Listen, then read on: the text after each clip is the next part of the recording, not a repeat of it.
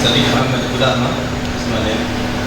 In the name of Allah, the designer of the universe, from the tiniest speck of dust to the magnificent galaxies in the high heaven, the commander of the movement of the sun, the keeper of rainfall, the controller of the winds, the maker of somebody, and the director of the circulation of the blood, the organizer of the hearts, and the spectator of the brain, the destroyer, the disintegrator and annihilator of the imperialist, the disorganizer and dismantler of colonial states, the professor, the conquerors, the sovereign lords, the only one, peace, the keeper of faith, the guardian and the majestic, the popular, the superb, the creator, the sharper patterns, the fashioner, the mighty, the wise, and therefore the only legislator and promulgator of the decree we organize and accept.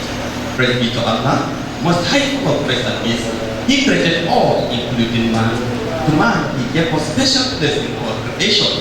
He honored man to be his agent, and to that end, endowed us with understanding, purify our affections, and give us a spiritual insight, so that man should understand nature, understand himself, and know Allah through his wondrous side. Glorify us in true reverence and unity.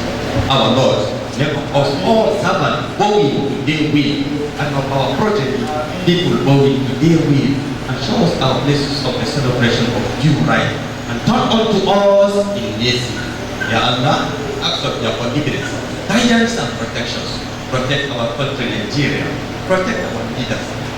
May I at this junction say, وَمَنْ يَتَقِ اللَّهَ يَجْعَلْ لَهُ مَخْرَجًا وَيَرْزُقْهُ مِنْ حَيْثُ لَا يَحْتَسِبُ وَمَنْ يَتَوَكَّلْ عَلَى اللَّهِ فَهُوَ حَسْبُهُ إِنَّ اللَّهَ بَالِغُ أَمْرِهِ قَدْ جَعَلَ اللَّهُ لِكُلِّ شَيْءٍ قَدْرًا.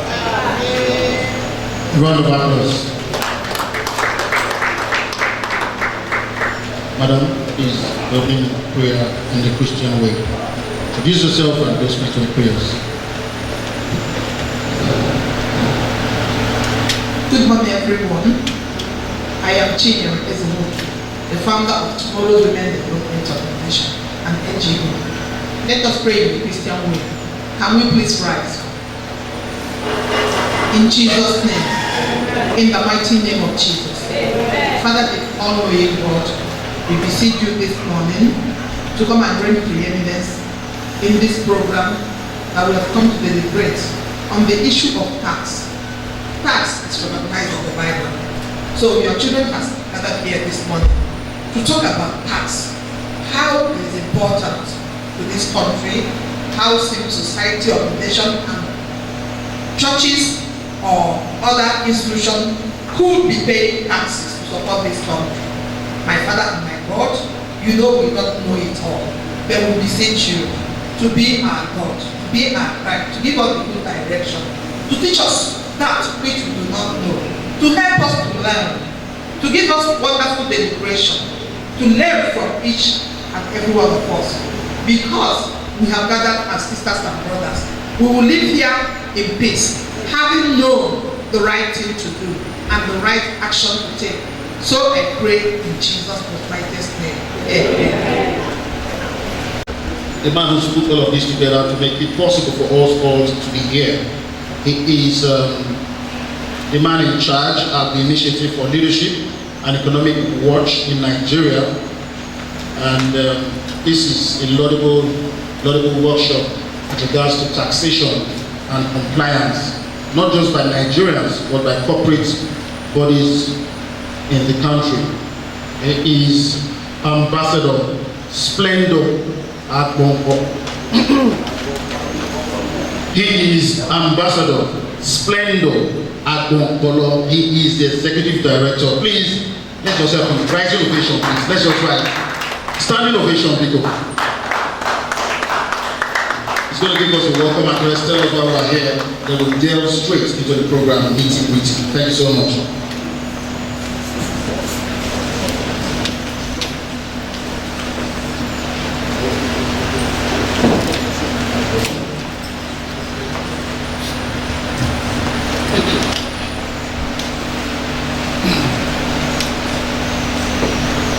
I bring you greetings from Initiative for Leadership and Economic Watch. I'm so delighted to be here today. Part of you to make an history. I'm very happy for the faces that I'm seeing today. This is the third edition of Civil Society Tax Compliance Advocacy Workshop, which was vetted 2019, and we did it 2020, and we are doing it today, 2021. It has been a journey. I don't intend to bore you much talk. I will just be brief. The concept behind this initiative is to see how we can raise awareness and consciousness in order to increase revenue generation in Nigeria as part of our contribution to nation building. We are citizens, and it is our responsibility that we support the government to be able to achieve their goals. And one of the ways that we have decided to support government is to begin to raise awareness like this, sensitization, training, so that we'll be able to understand and underscore the nitty-gritty of tax and how it directly affects our life. Without resources, without tax, government will not be able to perform. And I can speak, let me just give you a little brief about the present nation's economy and the state that we have at the moment. When I was brainstorming on this event a couple of months ago as to what would be the focal point of discussion, one of the things that came to my mind was that look at the nation's economy. The revenue is low due to the pandemic. Businesses were threatened as of 2020, and that has equally affected the economy. And the level of revenue generation is low at the moment. So, in trying to think the way forward in order to push the nation's economy, which at this moment, the level of tax debt servicing is at 91%. Currently, Nigerian economy, Nigerian government is servicing debts, loans that we have collected over the years, with 91% of total revenue generated by the government. So how do you expect government to succeed when 91% of our revenue is being expended to service debt? The government is left with just 9% to pay salaries, to engage in infrastructure and other economic matters and affairs. At that point, it will be impossible for government to perform due to low revenue generation. And looking at the weight of debt servicing also, so it becomes very imperative for government to begin to continue to borrow. Because at this moment, you can't expect government to use 90% of revenue to pay salaries, to carry out infrastructure development. It is not possible. So that has given government that there's nothing they can do than to borrow. We just have recently that the government borrowed another $16 billion for infrastructure.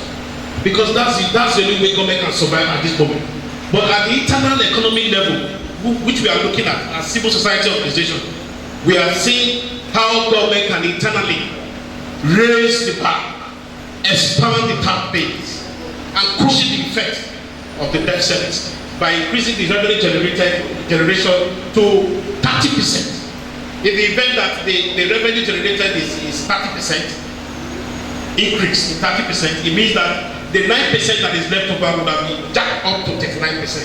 And that in itself will be able to cushion the effect of the debt service and be able to perform as to attend to economic needs, infrastructure needs, and otherwise.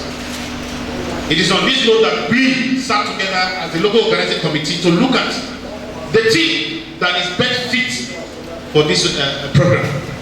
And what came to our mind was that let's look at this area of expansion.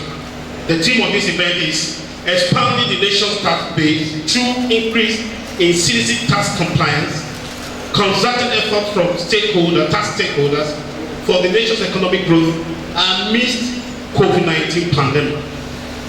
And that was very successful, because that is what the government need to do right now to increase the tax base in order to springboard the economy, because the economy needs to be jacked up by your participation. If you pay your tax, if every one of us pay his or her taxes, government can be sure of revenue that will come into the pots, with which government can do development with.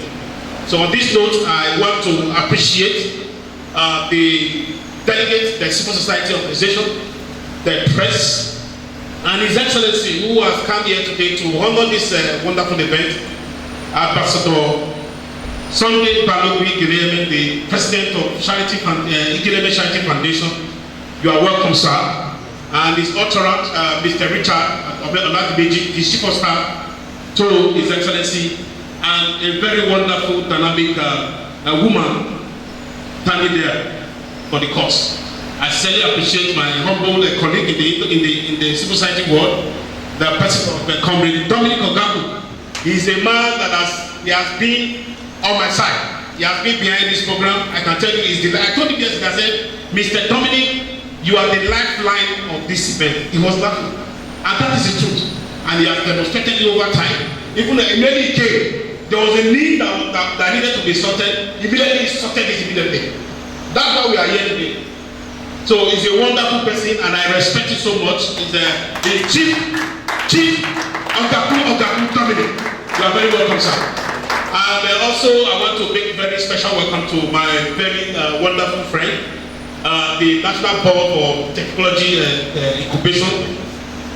He has been a wonderful friend. The Director General is my friend. And he said that if he cannot come here, that he's going to delegate some of his directors to be here. And they have assigned one of them to come. And one of the directors is only on his way to come and fill in the gap. And the FCT IRS is on his way. They just made the call now that they are very close. He's going to be taking one of the lectures. I want to sincerely appreciate every one of us that has made this event a wonderful day, a wonderful event. By your patience, I learned that some of you came as early as 9 o'clock, and you are still here, even at this moment. I sincerely appreciate you. I sincerely appreciate you. You are very much welcome. Your coming here will never be in vain. God is going to reward you abundantly. Without wasting much time, I will want to hand over to the MC as he moderates the program. And we are going to be calling one or two goodwill messages that are coming from our invited guests, special guest of honor. And once again, I want to formally welcome every one of us to this great event, 2021 Civil Society Tax Compliance Advocacy Workshop. You are welcome. God bless you as you listen to whatever that will be discussed today. I believe that you are going to take home something that will benefit you and the nation at large. God bless you. Thank you. Thank you very much. That was succinctly put. Because I also remember, with regards to borrowing, I remember the National Assembly, especially the President of the Senate, saying that His Excellency Ahmed Lawan, saying that yes, he knows that we've been borrowing, but we've not overshot or gone above the threshold. He said that over and over again.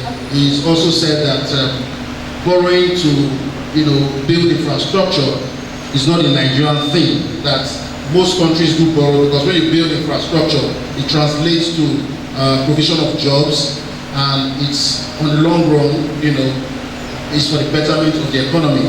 But I'm also sure that if not for the fact that some of us are either government workers or private workers, if not for the fact that our taxes are actually deducted from source, it is very, very difficult. In fact, it's almost impossible to have Nigerians pay tax. But like he said, I align myself with his submission that when we do not pay tax, if we have never paid tax, it would be unfair to also criticize the government for not doing anything. Because it is our duty to government, two major duties: vote and be voted for so long as you are 18, and ensure you pay tax so long as you are of working age. And I thought they were going to clap for me. You don't clap for me. Okay, we are not going beyond this place until you clap for me. Please put your hands together.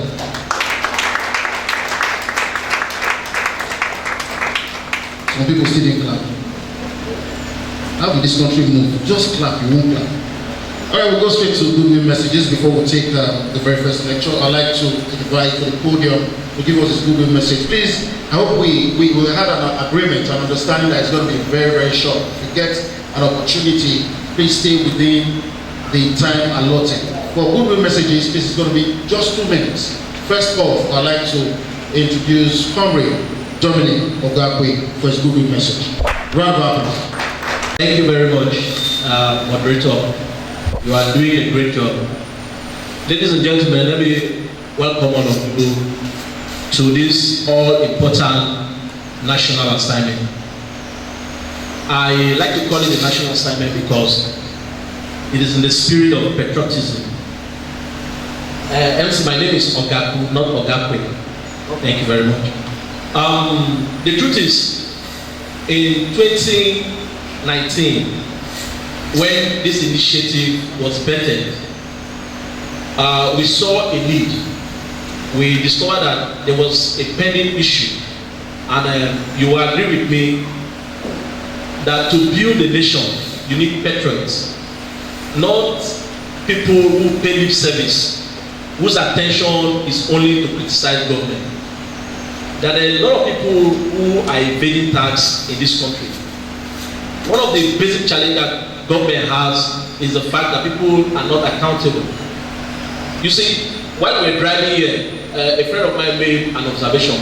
He said by next year, when subsidy is removed, there's going to be a lot of chaos in this country. You will see hungry and poor people on the street that will beat up the rich. You know why? Because these people drive luxury cars without making any effort to ensure that there is a corresponding responsibility on building the country. You want good roads, you want potable waters, you want 24 hours electricity.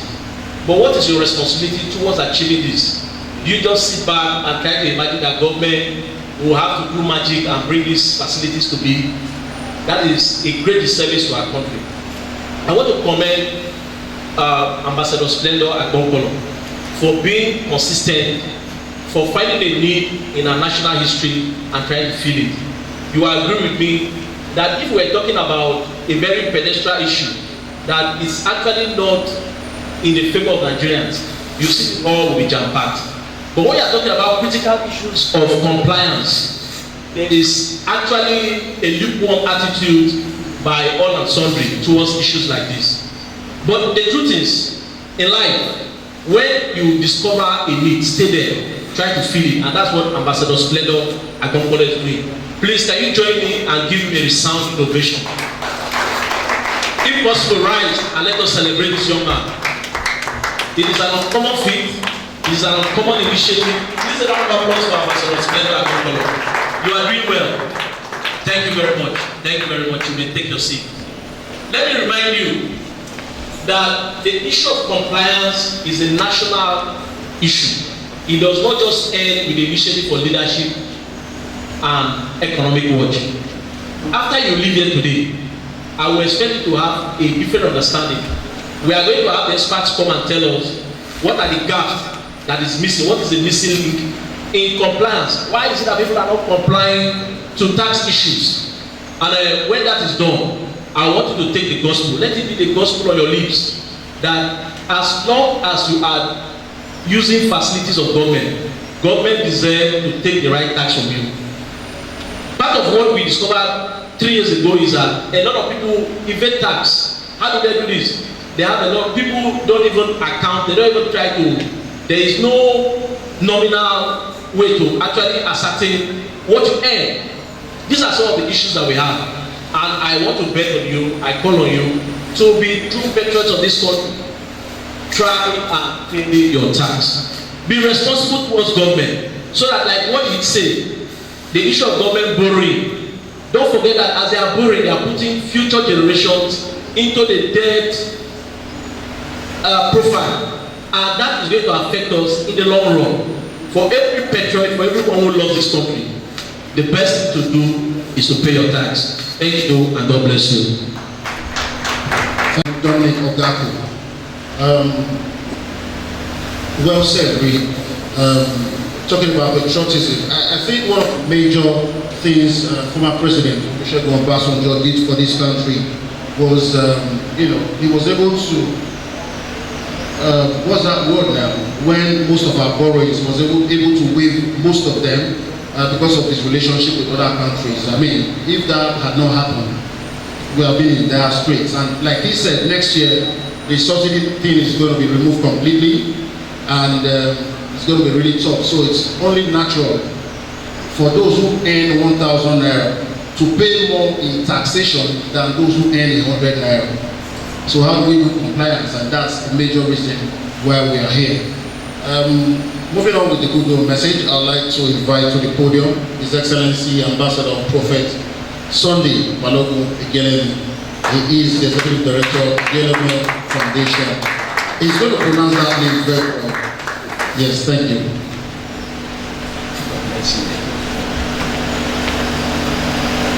Good morning, everybody. God bless you. Please permit me to stand on the established protocol. I remember Oboset,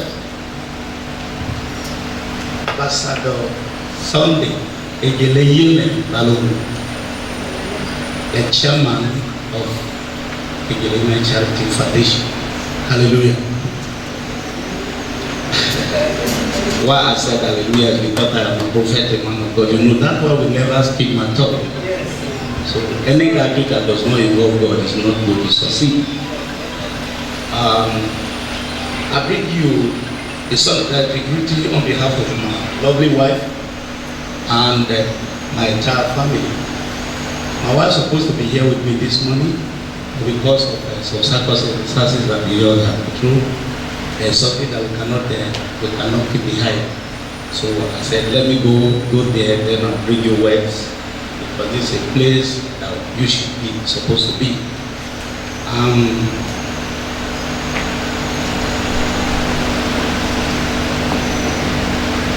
It is with this satisfaction I express my warm appreciation for being in your midst and civil society organization which are present here today at this August occasion to discuss on the task of compliance advocacy among citizens, which I consider as a noble idea with capacity to lead the national economy to an enviable height amidst COVID-19 pandemic challenge, which badly affect the economy and the world at large.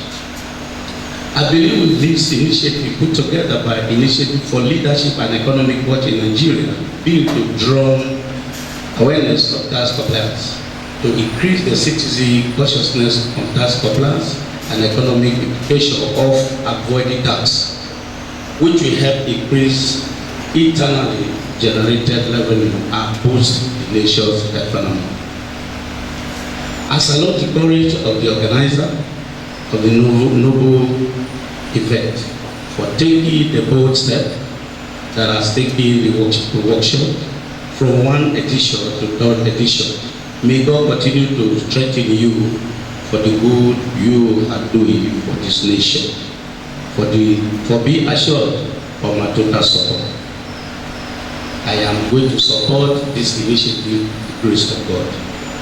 As we all celebrate in this great assembly of pillars of the nation, the civil society organizations, tax stakeholders, special guests of honor, and the media, may our discussion bring us to the nation a better life. God bless you in Jesus' name. Good morning, ladies and gentlemen. It's a privilege to be with all of us today. I like the beautiful faces I've seen, and it is beginning to look like the program is a success already, even before we have gone far, because I know that many of the things that we discussed here will certainly not be like the regular Nigerian thing where we just gather, talk, and go home. But rather, we are going to take the things that we discuss here, the resolutions we are going to reach here, we'll take them all out there and enlighten people on the importance of the things that are being discussed here. I've been a friend of the Initiative for Leadership and Economic Watch, the entire management team of the organization, for a very, very long time. And I know that there are people of integrity. I know that there are patriotic people. There are people who mean well for the good of this country. And it has shown in the topic they have chosen. But it's not a topic that is very popular among us as Nigerians, because we always believe that government should do everything for us for free. But the truth, the reality, Nigeria is 61 years old this year, and it's about time we begin to face the reality. Like my president rightly pointed out, subsidy will be removed by next year, and what is going to be the outcome? So it's about time that as various leaders in our different organizations, with all of our followers, it's about time we begin to educate them that the services, the beautiful streets, the uninterrupted power supply, the free education, the free healthcare that we see in other climes will not come to Nigeria by magic. They are services that we have to pay for. And how do we pay for that services? By paying our taxes. And when we talk about corruption, when we talk about good governance, if we are not investors in the state, how do we even hold these politicians accountable? If the politicians know that by the end of the month they will just share oil revenues, they will continue to do things the way they like without recourse to you and I, because they know that their source of income is not us. But by the time we begin to put in our taxes, put in my 100 naira, my 200, my 1,000, as the case may be, then we begin to ask questions. How is this money being spent? Why am I paying and I'm not getting the service? But in a situation where we are not paying, then we cannot demand for those services. So I commend Ambassador Splendor, the person of courage, and taking on this particular subject matter. I believe that it is out of patriotism, because among many it's not going to be popular, but this is a cause that must be embarked upon. This is an action that must be taken over the long term. Thank you very much, and I wish us all very, very fruitful deliberations. The lecturers are not yet here, but we just done the program. We go straight to item number 6. We're going to do it side by side number 7, and the great comrade here is going to do that. We'll start off with the, unveiling of the Economic Watch Journal. Yes, maybe you have a few words.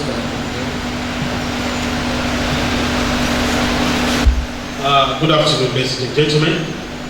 I'm so delighted to bring to you one of the talks that we have put together as part of resource material to strengthen the advocacy and also strengthen our movement.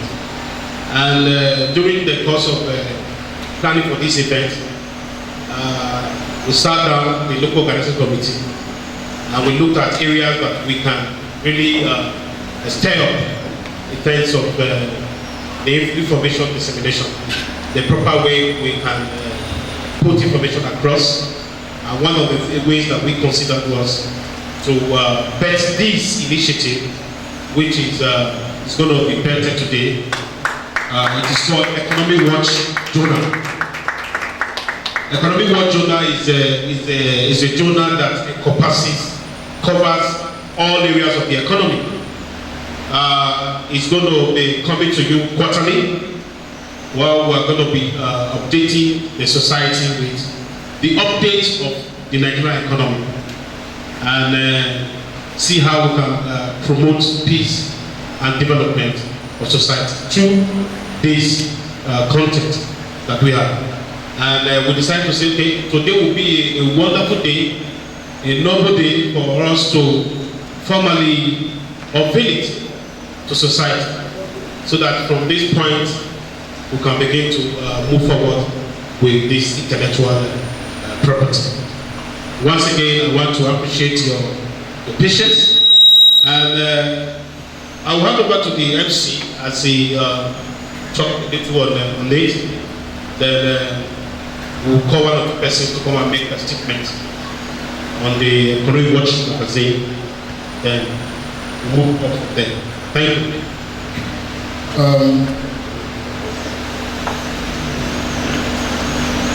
Before he gets back to me, I'd like to quickly make some more introductions. I'd like to invite to the podium here, the high table, the acting chairman, FCT Internal Revenue Services. His name is Haruna Abdullahi. Please a round of applause for him as he moves over to the high table. I'd also like to acknowledge the presence of the MD, CEO, Alasan Investment Limited. She's seated. Please a round of applause for Amina. Thank you so much. We also have on the high table Mr. Richard Olani Meji of the American Institute of International Policy. Please a round of applause. He's been on the high table so far.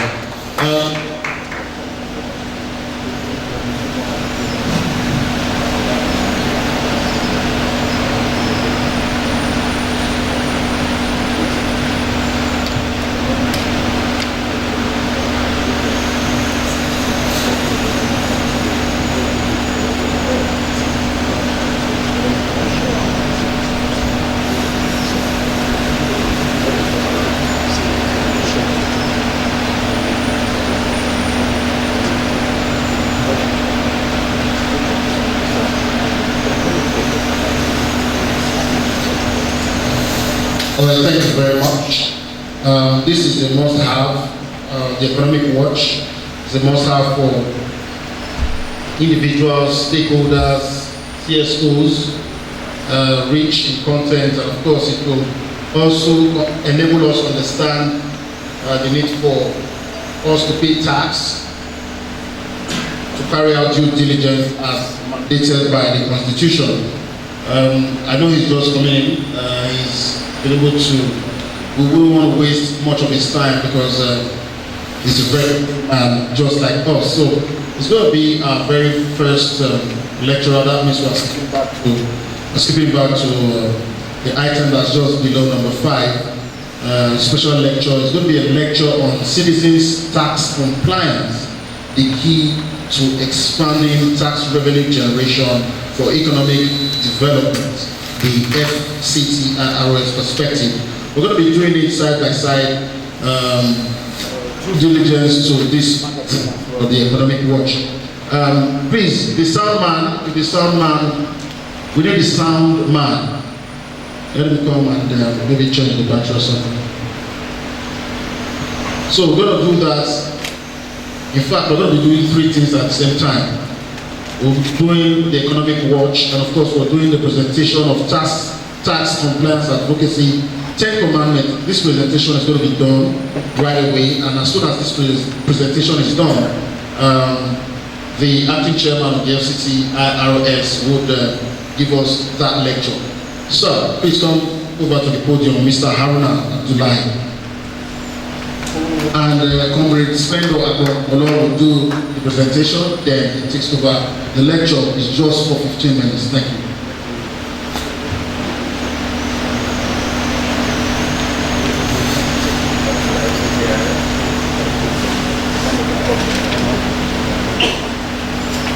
Good afternoon, everybody. We're going to be rushing the program because of time. We delayed a little bit. We started much late. Yes, sir. And for that, we are going to be bridging some of the program lineup. However, at this stage, we want to honor a very wonderful person, a humanitarian, a dynamic man of God. And we are going to be calling him on the podium to come and receive Standing Personality of the Year award. Without much ado, I hand over to Mr. Lane to do the presentation. I make welcome His Excellency Ambassador Sunday Balogun Keleyeme as he come forward.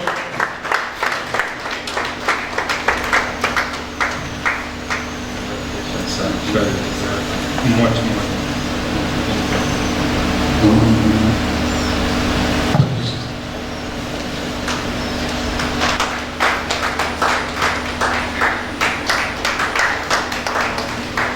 Good morning, everyone.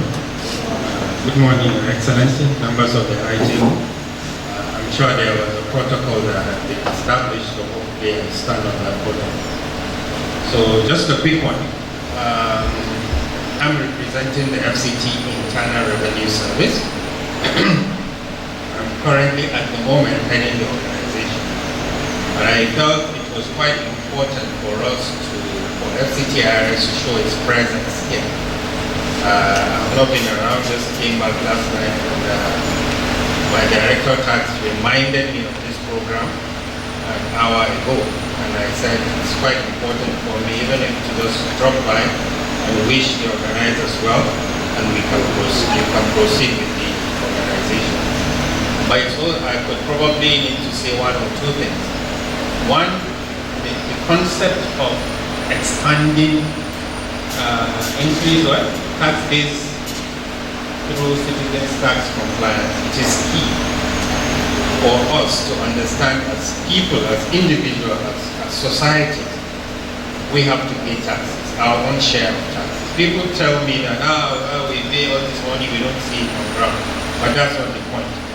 It is our civic duty, it is our civic responsibility as human beings to do what is expected of us. And I'm here also because the topic of tax, expanding the tax base, FCT is trying to do so much at the same time with very little resources or revenue. And it is our duty as citizens and as residents of the FCT to pay our own taxes appropriately with the help of organizations like the civil society. And it is also our own responsibility at the FCTIRS to enlighten. So it's not just for us to go collecting taxes or levies around. It is also our duty to enlighten our citizens, our people around on their responsibilities, their own responsibilities, and what is also expected of us as people who are collecting taxes. So that's why I'm here. The FCTIRS, as much as possible, want to be part of any organization that is going to increase revenue and tax generation for the FCT, for the city itself. So this event has come at the very right time. We are going through a significant process of changes at the service, and we would want to be involved in any program or event with any organization that would help us, create data, give us information, and advocate on our behalf to people, residents in this city, to pay your own share of taxes. We will be probably on TV and probably in the media generally to enlighten. Go out of our way to enlighten people on what they need to do, how to pay their taxes. We will make tax payment easier. We will create platforms for people to be able to pay their taxes much more easier. They don't have to complain about this or that. We are always improving. And in our systems now, there's a technology-driven platform where tax payment will be very easy. But that's not only the point, that is in our own responsibility internally.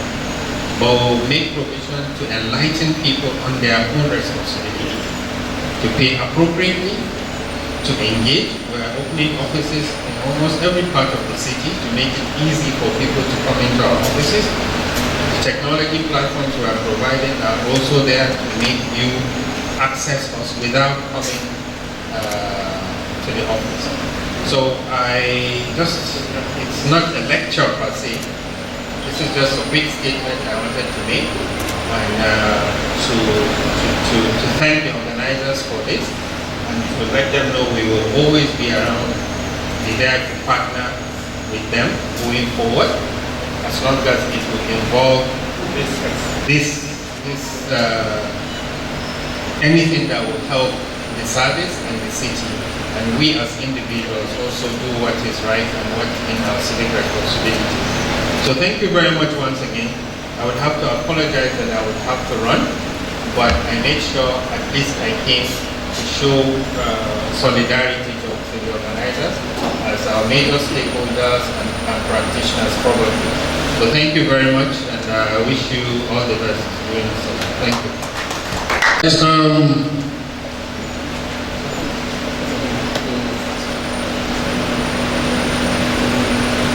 all right, the next would be the second lecture, and who better to do the honors than the man himself, the man of the moment, the man, the reason why we are all gathered here. For emphasis, he is the Executive Director, Initiative for Leadership and Economic Watch in Nigeria. He is Comrade Splendor Agbombolo. And of course, the lecture is on the phenomenon of tax avoidance and tax evasion in Nigeria. Please, a round of applause for him.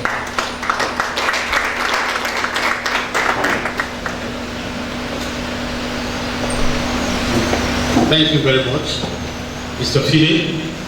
I want to sincerely appreciate your invitation, and I won't take much of the time. I will just very briefly read through the paper that I have developed. I personally publish it in the Economic Watch, so it's going to be a publication. We have on-site and online also.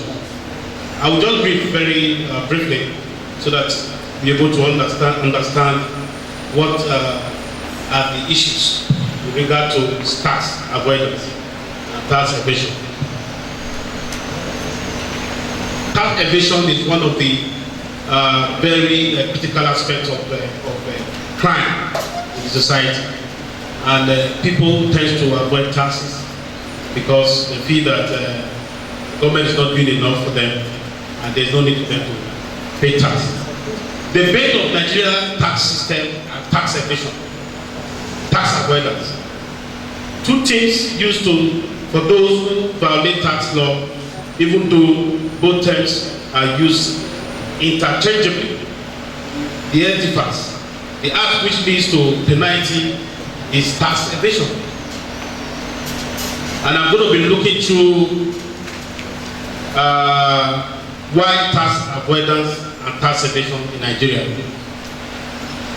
The question above is not posed as a challenge to a tax expert. Taxpayer and the government institution responsible for collection of tax, like the Federal Inland Revenue Service, among others. The reason is simple. Both concurrencies in tax system are common in every human society.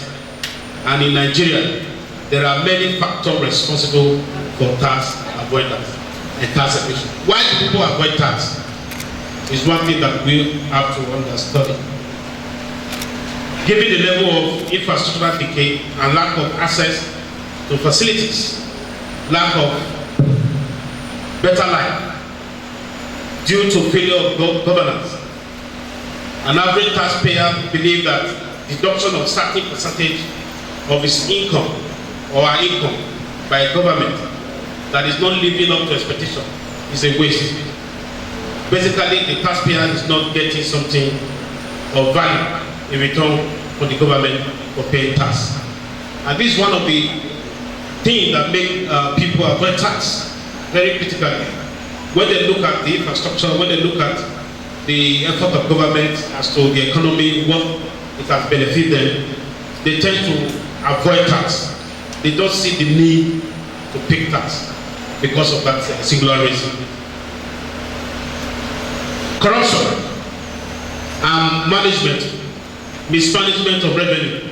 The mismanagement of funds from tax remittance by public office holders deprive society of essential and good standard of living. The funds used for provision of basic amenities and developmental infrastructure are often siphoned for political and personal purposes. There are 50 abandoned projects in Nigeria, which is about 12 million naira because of paucity of funds or embezzlement between government and official contractor. Taxpayers will do anything possible to evade tax because of corruption and mismanagement in Nigerian political governance system. Those are the reasons that make taxpayer to refrain from obeying tax laws. Lack of information is one of the reasons. Lack of information on responsibility of citizens. Some citizens are not aware of the personal obligation conferred on them to pay tax. And this is because of lack of tax education. Hence, ignorance is one of the major causes of tax evasion. You see, that is the need, that is the reason why this workshop was better. Is to look at those areas and educate the society about tax. So that every citizen will know their role with respect to tax payment to government. And I can tell you that we have had 3 consecutive workshops. We have trained civil society organizations, running it to 1,000 for the past 3 years. And I can tell you, as we project for coming year, we have decided to make this workshop in 2022 a conference. It's going to be a conference.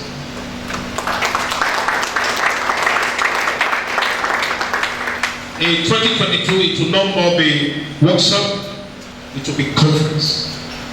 We have been taught, we have been educated enough as civil society organizations. It is now for us to reach out to society. And one of the ways that we are going to shoot that movement is through a conference. So by 2022, this gathering will no more be workshop, it's going to be conference. From that point, we will reach out to the society, reach out to organizations, unions, associations. We begin to educate them on the need for citizens to comply to tax. One of the ways is also the legality of tax avoidance. What is the legality of tax avoidance? As stated earlier, the act of tax avoidance is not illegal. It is a benefit derived from taking advantage of the loopholes in tax law to minimize liability, hence encourage taxpayers to exploit means of avoiding the payment of tax, since it does not attract punishment, but it's not a good behavior from citizen to this our country. So tax avoidance is not illegal. That's just the obvious truth. The citizens, they see that loophole in the law to begin to avoid tax. So that's the reason we have a lot of tax avoidance. We have a lot of people that are avoiding tax than people that are paying, because it's not illegal. Because the citizen will always leverage on the loopholes and use it to avoid paying their taxes, and that has been on for years. And that is the reason for the shortfall in tax remittances. The 5th number is lack of effective and inefficient tax system. When the system is inefficient, the possibility that the system is going to be compromised, the possibility that the system is going to underperform is very, very short. Lack of effective and inefficient tax system. That's why in this our projection, we are advocating that government should set up a more unified tax system. More unified tax system that has serious, close evaluation and monitoring. Because one of the reasons why government policies fail in this part of the world is because it's not properly monitored to ensure compliance, to ensure that citizens are aligned and complying to that government directives. So on the part of government is weak in terms of monitoring and evaluation of the system. If you don't monitor a system after you have pronounced a system working, and you don't monitor it to the latter, the possibility that you are not going to get the expected outcome is very short. It now puts us to that in that corner of constantly undermining the system. So there is need for more effective tax system to be in place in order to begin to harness more revenue for the government. And we're also going to look at the consequences of tax avoidance and tax evasion to the nation's economy. What are the costs? What are the negative effects of tax avoidance to society? Lack of adequate funds to execute socio-economic programs. If the citizens do not pay tax, it means that there will be shortfall of resources, and government will not be able to have an adequate resources to be able to engage in economic programs in terms of infrastructure. At that point, there will be low productivity. So that is one of the things that affect the economy. When citizens refuse to pay tax, the economy will be strengthened. And I believe that this government they are listening, and we are going to put a message across to them on the need to strengthen that area. The second one is drastic reduction in revenue. When there is drastic reduction in revenue, the economy will suffer. It will stifle the economy. So drastic reduction in revenue, it also will affect the economy. As you can see, like I said earlier before, that government cannot pay salaries, government cannot engage in infrastructural development due to low remittances. So it is very important to jack up revenue for economic development. That is why on this note we will continue to emphasize, we will continue to push for more revenue, because we understand that when you have little revenue as a government, you won't be able to do much as expected. So we encourage the government to see how they can carry the people along in terms of setting up the right system that will engender a proper tax remittances for the overall benefit of the nation. According to James Moses, due to the commodity of tax evasion, Nigeria tax system, the amount of revenue generated has reduced, thus affecting government expenditure, the economy. Tax evasion is responsible for drastic reduction of amount of state budget budget year globally. I beg your pardon. It denies the government the revenues due to it and create gap between actual and potential taxpayers. The fact of avoiding and evading tax bring about drastic reduction in revenue generation. This may necessitate borrowing. You see the point that we are come to. Due to the fact that the reduction in the tax remittances, that has also given room for government to borrow in order to balance the system. Because if there is no availability, we run a dollar economy. The economy that we run in this part of the world is a dollar economy. So when there is issue with respect to forex, it affects the economy. So the need for citizens to comply to tax remittances to ensure that government have enough resources to be able to engage in the developmental works is very key at this point in time. Because if not, government will continue to borrow. And I see that Nigeria, they always frown each time government come up to say they want to borrow. It's a frown, not frown. It is a necessity for government to borrow. There's nothing they can do at this moment. They want to borrow so that you and I can be alive, so that food can be on your table, so that the economy can run. But it's a dollar economy. So as a dollar economy, if there's no more dollar injected into the system, there's a problem. And that is the rise in the exchange rate, dollar to naira. It's almost going to 600 now. So government will continue to borrow. I keep saying it. Each time I mark the podium, I will tell you that government will surely borrow.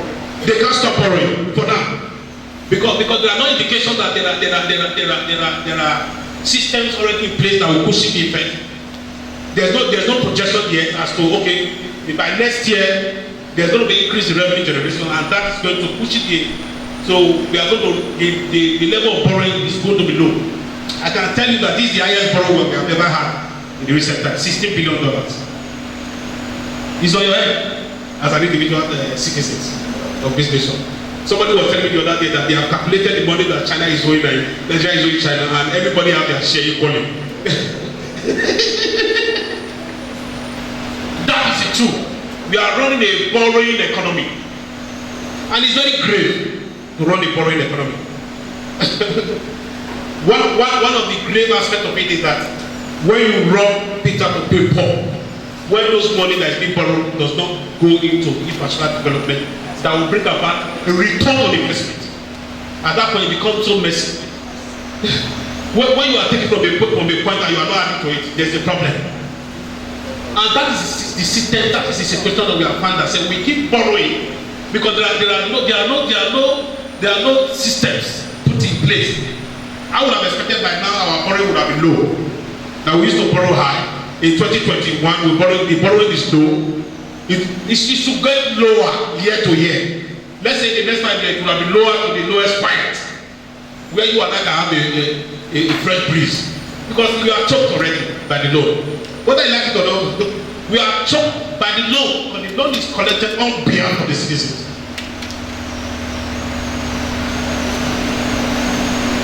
So when we are advocating for tax compliance, we are not just we are seeing the future. According to the Prime Minister of France in 1878, the Prime Minister told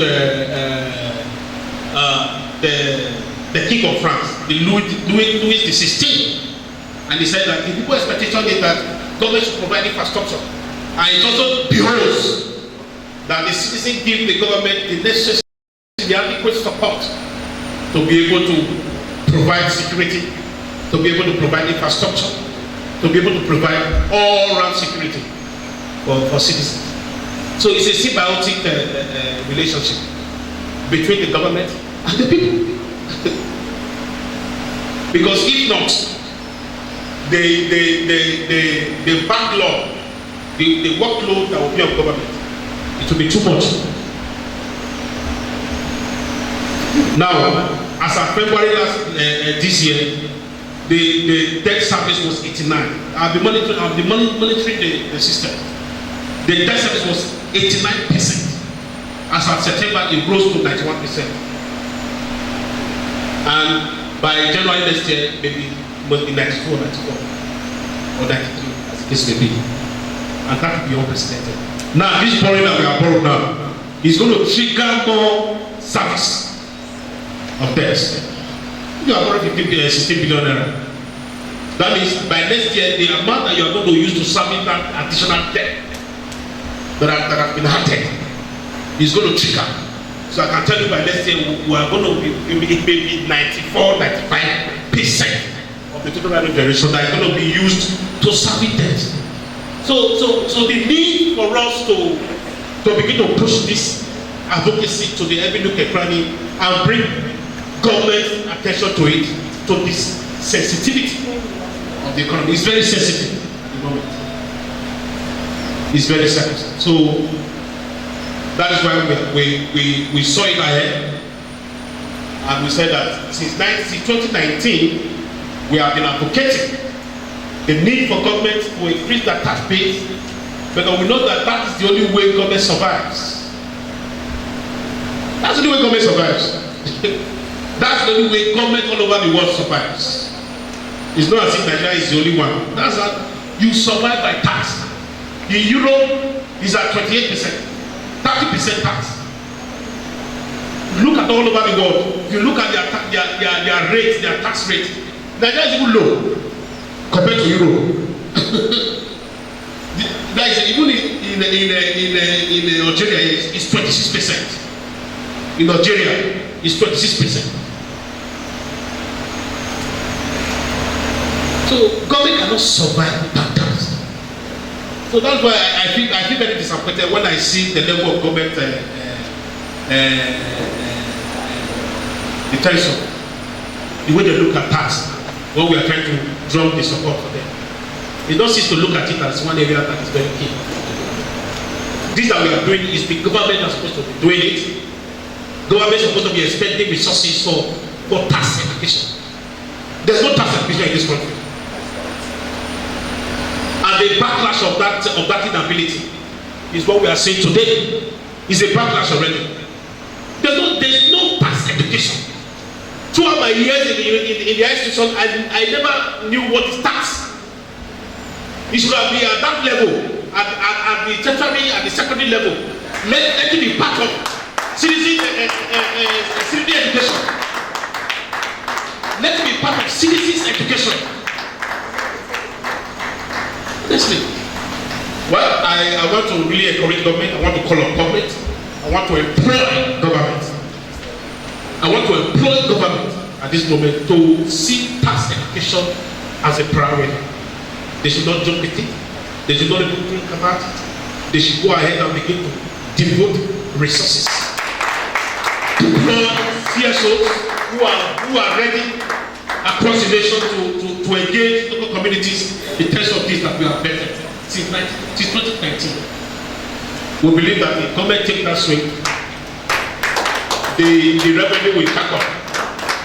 I appreciate you for listening, and God bless you as we continue this wonderful program. Thank you. You have taken 2 lectures.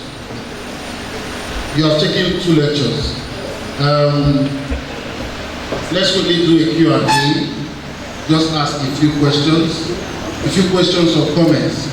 But in fact, I'm going to that amplifier. Once it's more than 2 minutes, the mic will go off. Please. Questions? Just raise your hand. I'll take the microphone to you.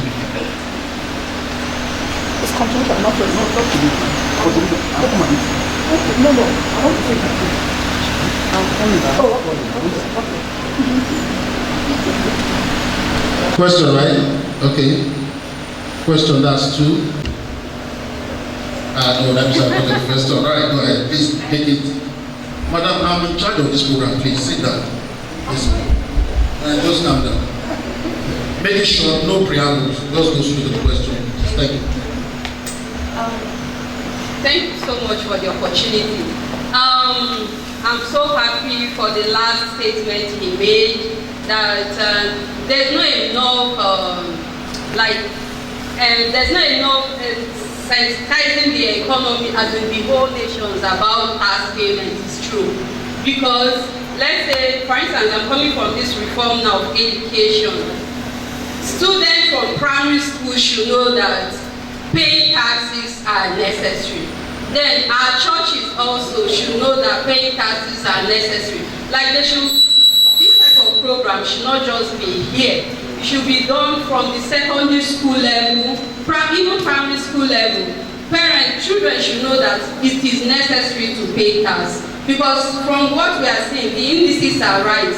If we say we are not paying taxes, see the loans. So which one is much better? So I think we should pay more emphasis on schools, churches, and place things in places so everybody will know, wow, it's necessary for me to pay tax. Reasons or rooms for tax exemptions, because as civil society we are meant to say that civil society do not pay tax, and why? Thank you. Are there rooms for exemptions? Just hold on, write it down, please. I want to take all the questions once. That's all.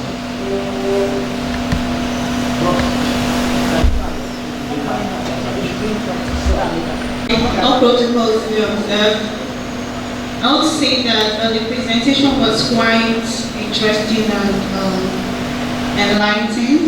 But what I want to say is, this tax of a thing, those who make these laws are also involved, because when we talk about tax evasion, all these big multinational companies and all that, they also pay tax. So what are civil society doing to make sure that the government actually do what they do? Because there is no how the government is not aware that these people are boycotting the tax and all that. So there should be a mutual understanding, and there should be transparency between the government and those who are paying the tax. So my question is, what are we, the civil society, going to do to make sure that the government actually make these laws, make it possible for companies, businesses, even down to the grassroots, those who are operating SMEs and all that? How do you make sure that these taxes are actually paid in details, not in half? Thank you. Not really a question, but at least a contribution to what we have already discussed. My name is Comrade Omar Destiny Noah, the National Coordinator of Grassroots Awareness and Volunteers Against Organized Crime, or protocol duly observed. Thank you so much, Mr. Convener, for this program. But I want to let us know that there are lots to do before even talking of this task of a team. It's a great work you have already enjoyed yourself in doing. One, people who are supposed to pay tax, there's an anchor transfer.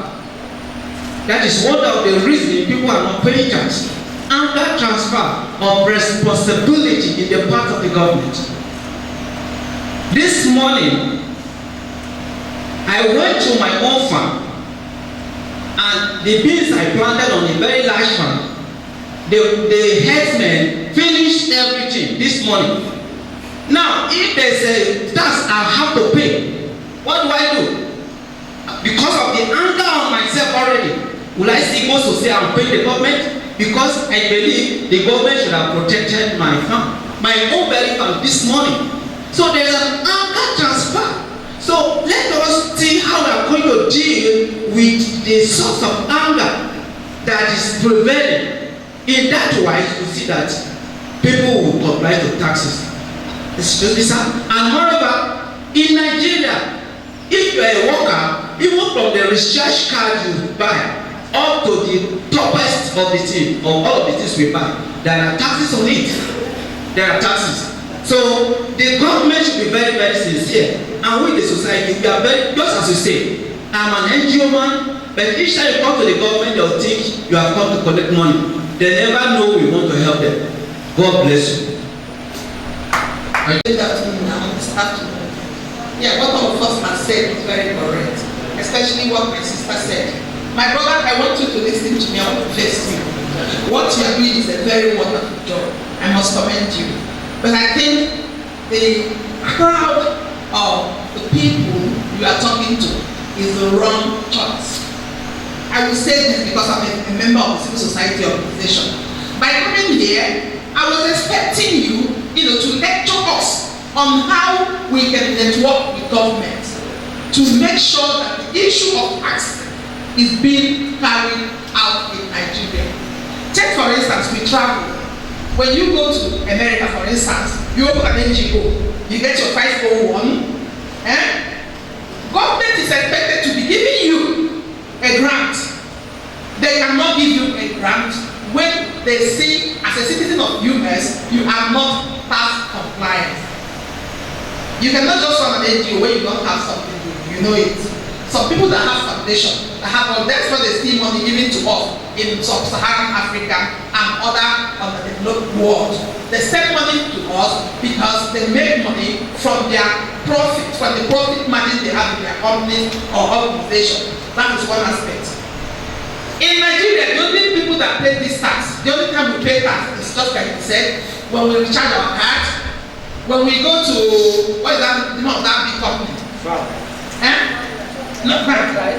ShopRite. When we go to ShopRite to buy something, you must pay tax. I went to Mauritius, for instance, it's an African country. In afternoon, they are like this. There is no clock. Everybody had gone to break. I was shocked. Mauritius. If you go to buy sugar cane, it is taxed. Everything you purchase in the mall is taxed. The youths that are working, they pay the tax. Government pay them. In Nigeria here, our youth are very intelligent. After 5,000, remember, our president promised us is going to be given to our youth. Did they give us? No. Now, coming to what he said and what he told us here, calculated by your indices will not work. I will expect you to know, to tell them what is involved in paying tax. For example, I am an NGO. I want to write a proposal, a grant. If you are actually running an NGO, not the NGO that, you know what I mean? If you are actually an NGO person, you should know that there is a column in the form, the grant form you fill, where they will say, present your tax exemption certificate. You know that? Yes. When you don't have that, don't call yourself an NGO person. I think that is why he has called us. He has chosen to call us. For us to learn how to comply with tax, to get our exemption letters. That's one. It is when you have gotten that you can now teach others, maybe CBOs, church-based organizations, cooperatives, and all others, how they can also comply. If you say that churches will not pay tax, we have not done ourselves good. Over there, everybody pay tax. Just know me, everybody pay tax. Mosque, they pay tax. Church, they pay tax. Whichever religion you believe, there is a way they pay their tax or taxes. But over here in Nigeria, we only know about government. I and you makes up this government. Okay? Everything you have lectured us here is very perfect according to what, but it is not for this crowd. That's what I want to explain. It is not for us. Try and learn how to teach civil societies that you are one of us, how important it is for us to be partners in this work of telling government how to generate taxes. It cannot be just the multinational companies. You know how they do their own tax payments. But in every aspect of our life, even in the Bible, when I pray, they say that tax is biblical. Even when you open Quran, you see it. You must pay tax as an individual. So long as you live, there is a way and manner we pay these taxes. So Nigeria have not started. We have not started. We have to learn. We have to go a lot of way to continue paying tax. Questions? And I thought you were somebody talked about tax evasion, exemption. Yes. There are rules for tax exemption. Yes. There are procedures to be able to get that history. And the government has made that procedure. NGOs all over the world, like in abroad, NGO pay tax. Yes. Church is an NGO. Church is another NGO. They pay tax. Yes, correct. Okay. For your question, we, like I said before, we have been on the workshop. We have been training ourselves. We have been equipping ourselves. We are well equipped ourselves as civil society organization to be acquainted very close with what taxes are, so that by the time we begin to engage, like I said, by next year it's going to be conference. We are not going to sit again and begin to teach ourselves on tax. That which we have learned over time, we are going to begin to practicalize it by reaching out to the society. So at this point, we are just talking to ourselves at this moment. I heard when you said that it's not the people that need this discussion. It should be, we are aware. This for now is for us. Afterward, it's for the society and the government. So that every one of us will play their voices on that cause to push tax compliance across government. And also bring government to understand that there is need for government to support tax exemption. That aspect of society is lacking very seriously, and government have not seen that light. So we, as civil society officers, we will have to bring government to that light. The need for government to pay more attention to tax exemption. By that time, we are going to solve that. You were talking about defaulter measures. There are measures for that. There are times government will carry out tax waivers. They will tell you, okay, if you are able to pay this percentage of tax that you are owing, you can let go the rest. There are tax waivers, there are laws laid down, there are procedures laid down also for that. And somebody was saying, you want to say what? There's so much thing I want to say is very much important. Okay. I want to say this. Madam, I'd like to take you on this one. We are seated here at Civil Society. Yeah. And it's a workshop, actually. And it's an awareness workshop. Particularly, we know that we are the pilgrim of the country. And we are civil society seated here to get information. We have gotten the information. It beholds on the civil society, particularly to hold multinationals, companies, accounting, not just, is in this country, we can do that. Not just the government, not just to tell the government, be very careful, what about that. No. We the civil society, we need to hold, we need to hold the multinationals and the companies accountable. To let them know they need to pay, and also to follow government so that they can judiciously use the money collected. I think that's the whole essence of the workshop, so that we're not delayed from the whole process. So you wouldn't say that it's not talking to the correct congregation. We are here basically to also hear this so that we can fire down the society and put people to account. Thank you very much. Taxes are divided into two. There's direct tax and there's indirect tax. Direct taxes or the indirect tax, as the case may be. Don't forget, like you mentioned, once you buy a recharge card, consumables, whatever, that one, the tax is taken directly from source. Directly from source. So as you are buying the recharge card, you have already paid your tax. But that's not the issue. With respect to multinationals, I don't even see them having a problem because that too mostly are direct taxes. For instance, I understand that in a telecommunication company or a multinational, the first thing is that government has a specific tax that they place on them for multinationals on technological products. For instance, I know that NIDA takes directly from multinational 1% of their profit. 1% is taken directly from source.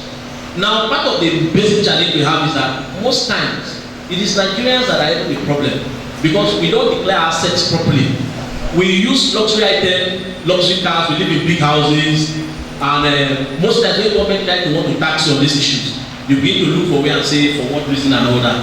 I think we need to go back to what we say. And I think that's the basis upon which the civil society should come in very strongly and begin to raise questions. Tax education. We do not even understand the direction of tax, how it should be done, who should be taxed, who should not be taxed, what is government collecting at the end of the day. This information is very poor out there. And for us, like he said, that conference is much needed. I think the time for that conference is needed so that the civil society can have they can reach a point, they can be a ratification as to what the position of government should be, what the role of citizen or their responsibility should be, so that we can put this side by side and make a national statement. Thank you. I live by only 3. The first creed is, if, for example, Mr. A wants to become governor or president, he gives you 10,000 naira. I am of the opinion that you have no right to query them for not fixing roads or building schools. Number 1 creed. Number 2 creed is, we are too holy in this country. There are certain things we don't want to talk about. I've always been of the opinion that what is good for the goose is good for the gander. Everybody, when I say everybody, every organization must pay tax except you have a waiver. And we know organizations that have waivers. And number 3, I like to lead by example because I was told this program starts at 10, I was here at 10, and it closes at 1. Even if anybody dies, they must read the 9 o'clock news on NTA, true of course. So I'm leaving. It's 1 o'clock. But I mean, some people still want to say 1 or 2 words, alright? But this time, please, if you cannot keep to time, you have no right to criticize something that is bad. We'll start from there. It is not tangible. Just keep to a simple 120 seconds. 2 minutes, sir. Please, I beg you in the name of God the Father, the Son, and the Holy Spirit. Make sure it's 2 minutes. Thank you. Thank you so much. I salute your ingenuity, sir. Barrister Boraf is my name. I want to take you from your third point, I believe. You said poor, inefficient monitoring. And I personally observe those who are going to take or synthesize whatever idea that is happening here for proper implementation, just walking about that. I mean the FRIS and those in government. And this has been the attitude of those people who are supposed to implement this program everywhere I go. Recently, at CISLAC, there was a press conference of the 3P, the Panama, the Pandora's, and the Paradise paper, which it was observed that those in government, top hierarchy of government, are the people trying to circumvent the system, cheat us out of our tax remunerations, go outside and plunder this money. And government is aware and not do anything to hold these people accountable and make sure the proper thing is done and take the lead. But we are here talking to ourselves. That's why I want to slightly, even though it looked a little bit disrespectful, believe that we are talking to the wrong people. Because the people who are supposed to implement these things don't care. How can they walk in and just walk out without? I don't understand that. Even though they came late, they still will not stay to take ideas and answer questions and get feedback and implement this, so that by next time we come, instead of the tax borrowing or whatever rising, it should be going down. These are what we see all the time. Hello everyone. Every other protocol is duly observed. My question goes, what is civil society tax compliance advocacy network workshop now planning, or what are they trying to fix together with the government to cross-check where the funds of all these tax are going to? Secondly, I remember quite well some time ago when jam money was swallowed by a snake. In this country, if we really tell ourselves the truth, we are not really transparent in terms of revenue collected in this country. These are the people we are talking to today, but we still have other groups of people that will take this very education to the grassroots. Some of them are seated here today. Please, I want to know what the machineries are before I leave. Thank you very much. You see, when we begin to train players in the government in terms of their irresponsibility, in terms of not playing their role as expected as government, we are not going to make progress. Government will always remain government. Our role as civil society is to always draw government attention to things that is not right and see how government can wake up to strengthen those areas. My sister, I understand your question. You talked about money that was swallowed by state. Your question that talks about accountability, part of government. Government at all levels are accountable. Let me use that word. If because of you and I have failed in our respective push to always put government on check, government expects us as citizens to put them on check. If you don't ask questions, if you don't have government questions, why things are like this? This will continue to go the way it's going. But by the time you begin to ask government questions, why is this like this? Government will begin to find answers to those questions. In the event there are no answers, they'll begin to create answers to those questions. I want to encourage us that the only thing that I think that we as a civil society should do is to continue to put our voice out there. Advocacy. You can't do anything about the government. You cannot assist the government. You need the government, and government needs you. You understand? We know that government will not be able to provide all. That's the obvious. If you expect government to provide all, you will be disappointed. But government can improve.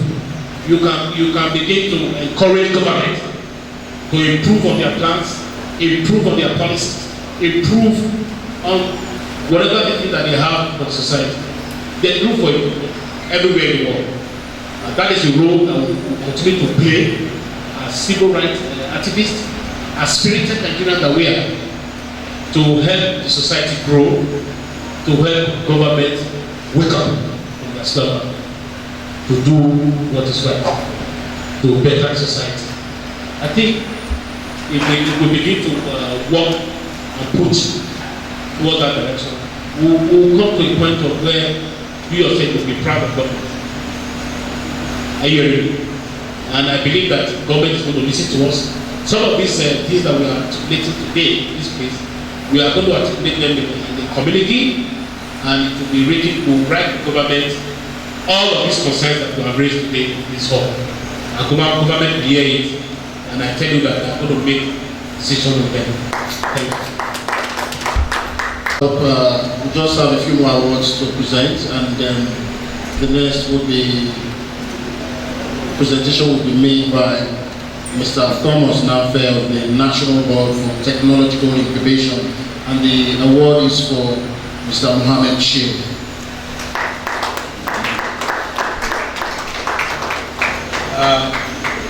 We also thought it wise that as we have gathered, we also use the avenue to honor people that are doing well in public office, which Sheikh Mohammed will be one of them.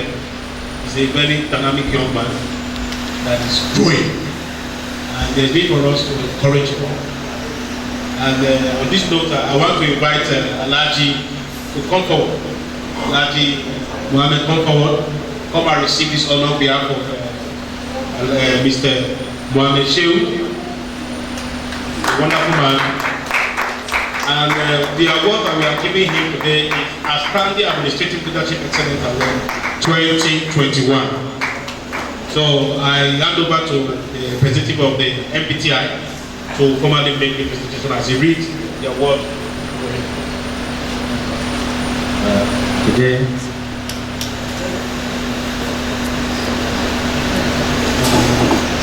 this award is given to you for outstanding leadership, so that to make you enhance and move forward in the tax compliance in this nation. You are welcome.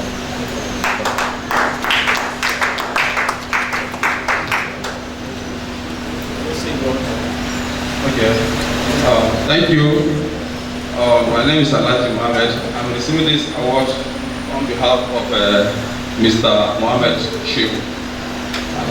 I'm an civil society activist too. I'm the Executive Director of the Nigeria Good Governance Forum. A few messages I want to say is that please, we should fight against this tax waiver. Most of these multi-millionaire organizations that we have in Nigeria today, most of them don't pay tax. Most of them don't pay tax. And when you come, they will tell you that we have considered road from this place to where their industry is located. So they have already done their own part. And government will give them a waiver. And some of these waivers, it's not even direct. The waiver is just probably between one or two persons, just transferring the money. And that's what I want to urge all of us here at the civil society organization here. Please, we should try and advocate against this tax waiver. Thank you. The next item is a closing remark, and I thank you all for coming today. And to present that, I'd like to introduce to the microphone Dr. Comrade Dominic Omako. Thank you so much for coming. Hold on forward to close the remarks. Comrade Omako, please. Comrade Dominic Ogaku to give us the closing remarks. And you just double it up by giving us There's going to be good photographs. Good photographs immediately after the closing remarks.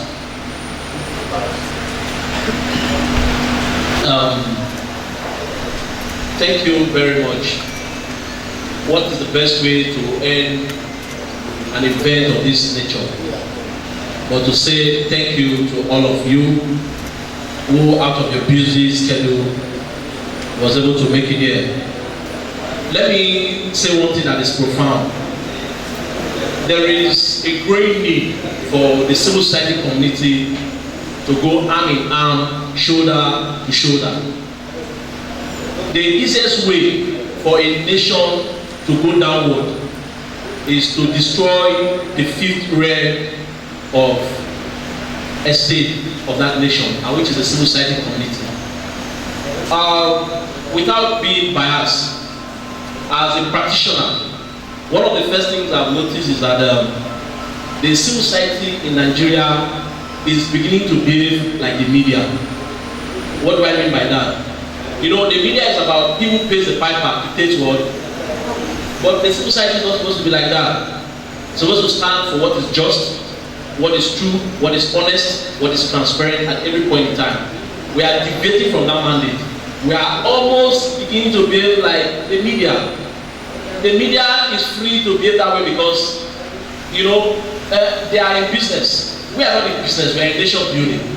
We are committed to building nations. That's why, in as much as we criticize, we must understand that building the nation is a far more enduring legacy than criticizing. And I want to indulge you to come to that divide with me. Once again, I want to thank you for coming. I want to thank you for your contribution. Madam, you made one, you said this is not the right audience. This audience is always the right place. You might say that the issues are not being dealt with the way it's supposed to. We understand that the first thing you needed was that you needed to see the cream de la cream of society, possibly those in government and the rest of it. Let me tell you one thing about government. Each time you are trying to help them, they think that you are coming to take from them. The only way they will oblige you, most times, is when you try to fight them. And so, you see, for those of us who understand this attitude of government, we will not renege. We will not now say because government is acting this way, then we will fail in our corporate social responsibility of carrying out mass education. And I want to thank the resilient ambassador. If you know what it cost him to put a program of this magnitude together, without support from, you can see, you can actually tell that this is a one-man's effort. His team and himself have sacrificed enormously just to get us to where we are. And I want you once again to commend him. I want to thank him. I want to say, keep doing the good work. There's something about doing the good work. It will surely speak. It might not be immediate, but someday, if the immediate society is not trying to recognize or appreciate what you are doing, somebody somewhere, the international community, will actually acknowledge that and you'll be paid for it. I want to commend you. Let me urge you once again. Please put the nation first. Like it is always said, don't always think about what the country will do for you. Think about what you can do for your country. God bless you and have a safe journey back to your various destination. Thank you.